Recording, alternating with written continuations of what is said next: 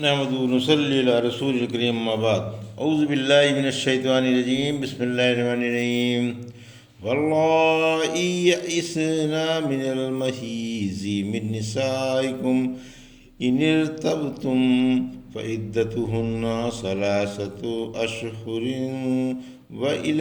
واللائي لم يحضن وأولاة الأحمال أجلهن يضعن حملهن ومن يتق الله يجعل له من أمره يسرا ذلك أمر الله أنزله إليكم ومن يتق الله يكفر عنه سيئاته ويعظم له أجرا اسكنوهن من حيث سكنتم من وجدكم ولا تضاروهن لتضيقوا عليهن وإن كن أولات حمل فأنفقوا عليهن حتى يضعن حملهن فإن أرضعن لكم فآتوهن أجورهن وَأَتَمِرُوا بَيْنَكُمْ بِمَعْرُوفٍ وَإِنْ تَعَاسَرْتُمْ فَسَتُرْضِعُ لَهُ أُخْرَى لِيُنْفِقْ ذُو سَعَةٍ مِّن سَعَتِهِ وَمَنْ قُدِرَ عَلَيْهِ رِزْقُهُ فَلْيُنْفِقْ مِمَّا آتَاهُ اللَّهُ لَا يُكَلِّفُ اللَّهُ نَفْسًا إِلَّا مَا آتَاهَا سَيَجْعَلُ اللَّهُ بَعْدَ عُسْرٍ يُسْرًا۔ ابھی آپ نے سورہ طلاق کی آیت 4 سے 7 کی تلاوت سماعت فرمائی۔ ان آیتوں کا ترجمہ اور تفسیر اس طرح ہے۔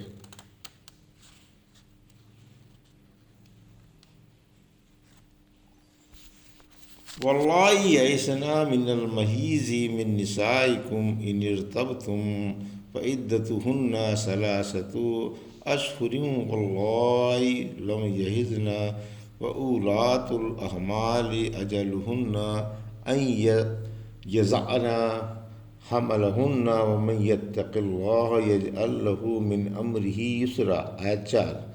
ذالک امر اللہ انزلہ الیکم ومن یتق اللہ یکفر عنہ سیئاتہ ویعظم لہ اجرا۔ آیت 5۔ ترجمہ: اور تمہاری عورتوں میں سے جو عورتیں حیض سے نا امید ہو گئی ہوں، اگر تمہیں شک ہو تو ان کی عدت 3 ماہ ہے، اور ان کی بھی جنہیں ابھی حیض نہیں آیا، اور حمل والیوں کی عدت وضع حمل ہے۔ اور جو اللہ سے ڈرے گا اللہ اس کے کام میں سہولت پیدا فرما دے گا۔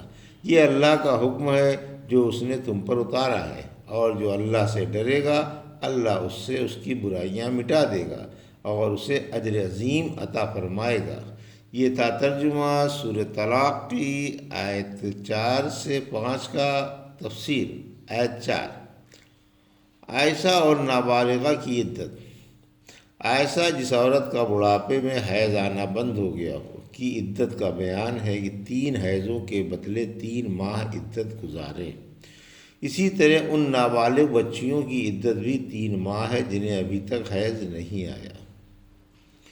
ابی بن کعب رضی اللہ عنہ کہتے ہیں جب عورتوں کی عدت میں بقرہ والی آیت اتری تو مدینے والوں نے کہا ابھی چند عورتوں کی عدت باقی ہے جس کا قرآن میں بیان نہیں ہوا، مثلا نابالغہ، عائشہ اور حاملہ کی عدت۔ پھر یہ آیت اتری۔ حاملہ کی عدت پھر فرمایا حمل والیوں کی عدت وضع حمل ہے، اگرچہ وضع حمل طلاق کے یا شوہر کی موت کے ذرا سی دیر ہی کے بعد ہو جائے، حدیث سے بھی یہی ثابت ہوتا ہے۔ ابو سلمہ رضی اللہ عنہ فرماتے ہیں ابن عباس رضی اللہ عنہ کے پاس ایک شخص آتا ہے، ابو ہریرہ رضی اللہ عنہ بھی موجود ہیں، کہتا ہے ایک عورت کے شوہر کی وفات کے 40 دن کے بعد اس عورت کے بچہ پیدا ہو جاتا ہے، اس کا کیا حکم ہے؟ ابن عباس 4 ماہ 10 دن کا فتویٰ دیتے ہیں جو لمبی مدت ہے۔ میں یہ آیت پڑھ کر سناتا ہوں۔ ابو ہریرہ تعالیٰ کہتے ہیں میں بھی اپنے بھتیجے ابو سلمہ کے ہم رائے ہوں، اس پر ابن عباس اپنے غلام قریب رضی اللہ کو ام سلمہ کے پاس بھیجتے ہیں۔ وہ جواب دیتی ہیں کہ سبیہ اسلمیہ حاملہ تھیں۔ ان کے شوہر کی وفات کے 40 دن بعد بچہ پیدا ہو گیا اور غسل نفاس کے بعد پیام بھی آ گیا۔ نبی کریم صلی اللہ علیہ وسلم نے ان کا نکاح کرا دیا۔ ابو سنابیل رضی اللہ عنہ کا بھی پیام آیا تھا۔ ابن سیرین کہتے ہیں میں ایک مجلس میں تھا جس میں عبد الرحمن بن ابی لیلہ بھی تھے۔ ان کے معتقد ان کی بڑی عزت تھی۔ ان کا فتویٰ تھا کہ حاملہ کی عدت لمبی مدت ہے۔ میں نے سبیہ والی حدیث سنائی، اس پر ان کے کچھ معتقد جل گئے۔ وہ تاڑ گیا اور بولا کہ اگر میں نے ابن مسعود پر جھوٹ بولا تو بڑی جرات کی۔ ابھی تو وہ کوفہ کے ایک کونے میں زندہ موجود ہیں۔ اس پر عبد الرحمن شرما کر کہنے لگے لیکن ان کے چچا نے تو یہ نہیں کہا۔ پھر میں ابو عطیہ رضی اللہ عنہ مالک بن عامر سے ملا اور یہ مسئلہ پوچھا۔ انہوں نے بھی سبیہ والی حدیث سنائی۔ میں نے کہا آپ نے اس مسئلے میں کچھ ابن مسعود رضی اللہ عنہ سے بھی سنا ہے؟ بولے ہم ان کے پاس تھے۔ انہوں نے کہا کیا تم اس پر سختی کرتے ہو اور رخصت سے فائدہ نہیں اٹھانے دیتے؟ نساء قصرہ طلاق نساء طولہ بقرہ کے بعد اتری جس میں حاملہ کی عدت وضع حمل ہے۔ پھر فرمایا جو اللہ سے ڈرے گا اللہ پاک اس کے تمام کام آسان فرما دے گا، یعنی ہر مشکل سے آسانی اور تکلیف سے خلاصی عطا فرمائے گا۔ آیت 5 یعنی یہ اللہ کے احکام ہیں جنہیں اللہ کے رسول صلی اللہ علیہ وسلم کے واسطے سے تم پر اتارا گیا۔ اللہ سے ڈرنے والوں کو اللہ اور چیزوں کے خوف سے بچا لیتا ہے اور تھوڑے سے عمل پر اجر عظیم عطا فرماتا ہے۔ اسکنوہن من حیث سکنتم من وجدکم ولا تضاروہن لتضیقوا علیہن وإن کن اولاۃ حمل فانفقوا علیہن حتی یضعن حملہن فإن ارضعن لکم فآتوہن اجورہن وأتمروا بینکم بمعروف وإن تعاصرتم فسترضع له اخرى۔ آیت 6 لینفق ذو سعۃ من سعتہ ومن قدر علیہ رزقہ فلینفق مما آتاہ اللہ لا یکلف اللہ نفسا الا ما آتاہا سیجعل اللہ بعد عسر یسرا۔ آیت 7 ترجمہ جہاں تم رہتے ہو وہیں متعلقہ عورتوں کو اپنی طاقت کے مطابق گھر دو اور انہیں تنگ کرنے کے لیے ضرر نہ پہنچاؤ۔ اگر وہ حاملہ ہیں تو ان کا خرچہ اٹھاؤ جب تک وضع حمل نہ ہو جائے۔ پھر اگر تمہاری مرضی کے موافق وہی دودھ پلائیں تو انہیں ان کا اجر دے دو اور دستور کے مطابق آپس میں مشورہ کر لو۔ اگر تم اجرت میں کسمساؤ تو بچے کو دوسری عورت سے دودھ پلائے۔ خوشحال کو اپنی آسودگی سے خرچ کرنا چاہیے اور تنگ حال کو جو کچھ اللہ نے دے رکھا ہے اس میں سے حسب حیثیت خرچ کرنا چاہیے۔ اللہ پاک کسی شخص کو اس کی طاقت کے مطابق ہی مکلف کرتا ہے۔ جلدی ہی اللہ تنگی کے بعد آسانی بھی پیدا فرما دے گا۔ یہ تھا ترجمہ آیت 6 اور 7 کا تفسیر۔ مطلقہ کو عدت کی مدت میں حسب حیثیت گھر دیا جائے۔ حکم ہے کہ اگر کوئی اپنی بیوی کو طلاق دے تو عدت گزر جانے تک اپنے گھر میں اس کی رہائش کا انتظام کرے۔ یہ رہائشی مکان حیثیت کے مطابق ہو۔ اگر کچھ نہ کر سکتے تو رہائشی مکان کا ایک کونا ہی دے دے۔ مطلقہ کو تنگ کرنے کی ممانعت۔ پھر فرمایا اسے تکلیفیں پہنچا کر تنگ نہ کرو کہ تمہارا گھر چھوڑ کر چلی جائے یا تم سے اپنی جان چھڑانے کے لیے اپنا حق مہر معاف کر دے، یا اس طرح تنگ کرو کہ اسے طلاق دے دو۔ پھر جب عدت کے 2-4 روز باقی رہ جائیں تو رجوع کر لو۔ اسی طرح طلاق دیتے رہو اور رجوع کرتے رہو کہ بیچاری نہ تو سہاگ والی ہی رہے نہ مطلقہ۔ یہ کمزور پر بڑا بھاری ظلم ہے۔ متعلقہ حاملہ کا خرچہ وضع حمل تک شوہر کے ذمے ہے۔ پھر فرمایا اگر متعلقہ حاملہ ہے تو وضع حمل تک اس کا خرچہ تمہارے ذمے ہے۔ علیحدگی کے بعد رضاعت کی اجرت ماں کو دی جائے۔